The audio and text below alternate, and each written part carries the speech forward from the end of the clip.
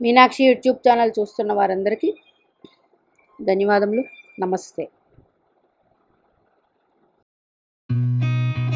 చాలా వీడియోలు చేసి పెడుతూ ఉన్నాను. మరి నచ్చినట్లయితే లైక్ చేయండి, షేర్ చేయండి, సబ్స్క్రైబ్ చేయండి. ధనపరంగా గురు శుక్ర గ్రహాల కలయిక జన్మజాతక చక్రంలో ఉన్న గోచారంలో కలిసి ఉన్న ఆ సమయంలో, అంటే గోచారంలో అయితే ఆ సమయం, గోచారంలో ఈ నెల 27 నుండి ఆగస్టు నెల 20వ తారీఖు వరకు ఈ గురు శుక్రుల గ్రహాల కలయిక ఉంది మిథున రాశిలో. మిథున రాశి అధిపతి బుధ గ్రహం కర్కాటక రాశిలో ఉన్నారు. అంటే గురు శుక్రులు శుభరాశిలో ఉన్నారు. అట్లాగే ఆ రాశి అధిపతి బుధుడు శుభరాశిలోనే ఉన్నారు. అట్లాగే ఆ బుధుని మీద ఏ పాపగ్రహ దృష్టి లేదు. మరి ఇప్పుడు మీ జన్మజాతక చక్రంలో గురు శుక్రుల కలయిక ఏ భావంలో ఉన్నా ఆ భావం నుంచి శుభ ఫలితాలు అందుకుంటారు. మరి మాకు గురుగ్రహం మా జన్మజాతక చక్రానికి శుభుడు కాదండి, లేకపోతే శుక్రగ్రహం శుభుడు కాదండి, కలిసినా పర్వాలేదా? ఇక్కడ గురువు శుక్రులు వీరిద్దరూ నైసర్గిక శుభగ్రహాలు. మీకు పాప అంటే మీ లగ్నానికి పాపులైతే ఆ దశ వచ్చినప్పుడు కొంత ఇబ్బందులు ఉంటాయి. కానీ వీరిద్దరి కలయిక ఏ భావంలో ఉంటే ఆ భావం మంచి ఫలితాల్ని ఇచ్చి తీరుతుంది. ఇది మరి ఇలాగే గోచారంలో వీరిద్దరు ఇప్పుడు ఒక నెల కాదు, ఒక నెలకి తక్కువ చేసి, అంటే ఈ 27 అంటే ఒక 23 రోజులు 22 రోజులు వీరిద్దరూ మిథున రాశిలో కలిసి ఉన్నారు. మరి ఈ మిథున రాశి నుండి గోచారంలో చూడండి డైరెక్ట్గా ధనుసు రాశిని చూస్తూ ఉన్నారు దృష్టి. ఈ ధనుసు రాశి కాలపురుష కుండల చక్రంలో భాగ్యస్థానం. గురుగ్రహం తన స్వక్షేత్రాన్ని చూసుకుంటూ ఉన్నారు. ఎట్ ఏ టైం శుక్రగ్రహం కలిసి ఉన్నారు. వీరిద్దరూ కలిసి చూస్తూ ఉన్నారు. గోచారంలో భాగ్యస్థానాన్ని చూస్తూ ఉన్నారు. కాబట్టి ప్రతి ఒక్కరూ వినియోగించుకోవాలి.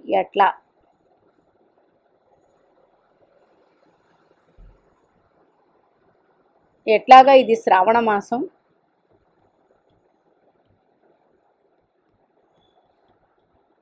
ఇది శ్రావణ మాసం. మరి లక్ష్మీదేవి ఆరాధన చేస్తారు. కానీ ఇంకొంత ఉపయోగకరంగా చేసుకోవాలంటే డైలీ ఎవరికైతే ఆర్థిక ఇబ్బందులు ఉన్నాయో, జన్మజాతక చక్రంలో ఉంటే అది వేరండి, పక్కన పెట్టండి. ఇప్పుడు గోచారంలో వీళ్ళిద్దరూ కలిసి ఉన్నారు కాబట్టి, కలిసి భాగ్యస్థానాన్ని చూస్తూ ఉన్నారు కాబట్టి, ఏ భాగ్యస్థానం? ధనుస్సు రాశి కాలపురుష కుండలి. ఎవరికైనా భాగ్యమే కదా కావాలండి. అన్ని రకాలుగా డైలీ శ్రీ ఆదిశంకరాచార్యులు మనకి స్వయంగా అందించారు కనకధార స్తోత్రం. చదవండి. ఒక నియమం పెట్టుకొని చదవండి. 3 పూట్ల చదివితే అత్యంత ఫలితం. ఓకే, లేదండి ప్రొద్దున్నే చదువుతాం మేము, ఫలితం. పాలులో పటికి బెల్లం కానీ తేనె కానీ వేసి నైవేద్యం చేయండి. చేసి సాయంకాల సమయం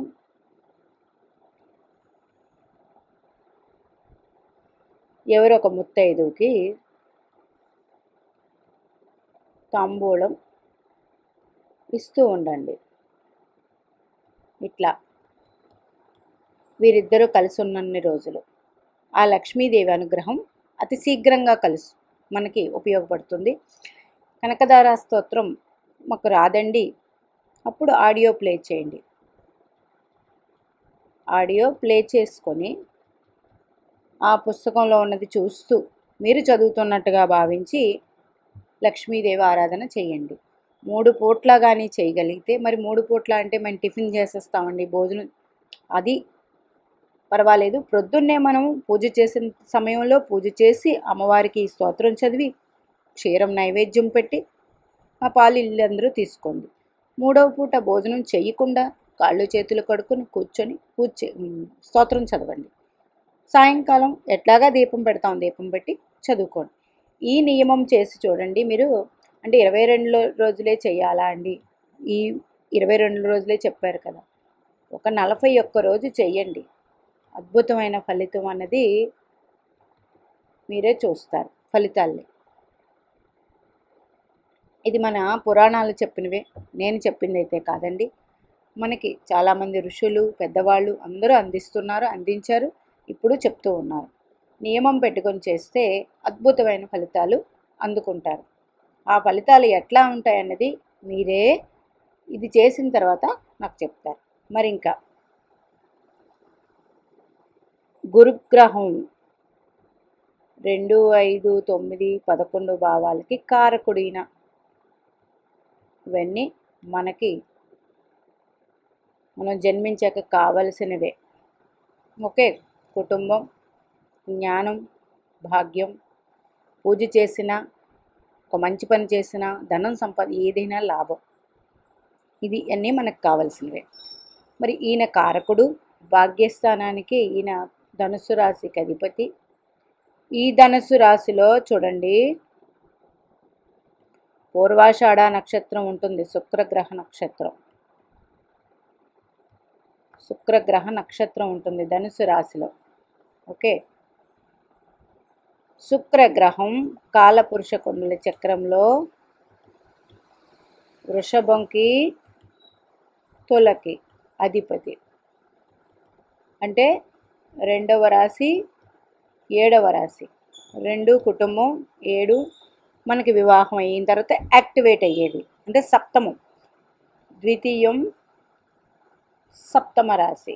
ఓకే, ఈ 2 ద్వితీయం అన్నది మనకు పుట్టుకతోనే యాక్టివేషన్లో ఉంటుంది, సప్తమం అన్నది మన వివాహం అయిన తర్వాత యాక్టివేషన్లోకి వస్తుంది. ఈ 2 రాశులకి అధిపతి శుక్రగ్రహం. మరి 2వ భావం ఏం చెప్పుకున్నామండి? ధనం, కుటుంబం, మన వాక్కు, ఇవన్నీ కూడా. వాక్కు చాలా చాలా ఇంపార్టెంట్. మరి ఇంపార్టెంట్ కాబట్టి మీరు ఆ కనకదారాస్తవం చదివితే ఎంత మంచి పుణ్యం ఉంటుందండి. అంటే వీరిద్దరూ నైసర్గిక శుభగ్రహాలు మిథున రాశిలో కలిసి ఉండబోతున్నారు. ఒక 22 రోజులు కలిసి ఉండి ధనుస్సు రాశిని చూస్తూ ఉన్నారు. చూడడం వల్ల భాగ్యం అన్నది ప్రతి ఒక్కరికి యాక్టివేషన్ చేసుకోవాలంటే శ్రావణ మాసం వస్తుంది, శ్రావణం పక్కన పెట్టండి. లక్ష్మీదేవికి ఈ విధంగా కానీ మీరు చేసినట్లయితే అద్భుతమైన ఫలితాలు అందుకుంటారు. అట్లాగే ఈ గురు శుక్రులు స్వజాతకంలో అంటే సొంత జాతకంలో కలిసి ఉంటే, అది 12 భావాలు తీసుకోండి, ఏ భావం అయినా సరే ఆ భావం, అక్కడ మాకు ఇంకా పాపగ్రహాల కలయిక ఉందండి అంటే అది పక్కన పెట్టేయండి. వీళ్ళిద్దరూ కలిసి ఉన్నారా లేదా, వీళ్ళిద్దరూ అస్తంగత్వం చెందకుండా ఉండి కలిసి ఉండి ఆ భావం శుభత్వం పొందుతారు.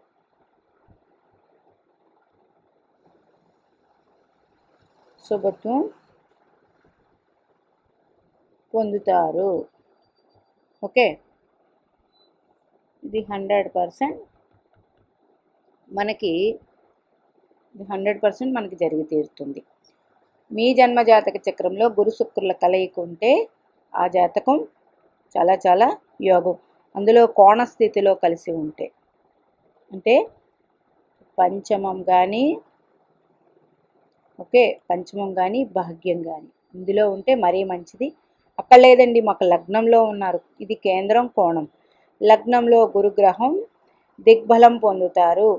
దిగ్బలం పొంది శుక్రగ్రహంతో కలియడం చాలా మంచిది. ఆ దిగ్బలం పొందిన గ్రహం మీకు లగ్నాధిపతో, ఎవరు, గురుగ్రహం, శుక్రుడు కాదండి, లగ్నాధిపతో పంచమాధిపతో భాగ్యాధిపతో అయ్యి లగ్నంలో శుక్రునితో కలిసి ఉండి దిగ్బలం పొందితే 100% యోగవంతమైన జాతకం ఇది. మరి ఇట్లాగా ధనపరంగా గురు శుక్రుల గ్రహాల కలయిక స్వజాతకం గోచారంలో మంచి ఫలితాల్ని అందిస్తాయి, అందుకుంటారు. మరి గోచారంలో అందుకోవాలంటే ప్రతి ఒక్కరూ చేయాల్సిన విధి,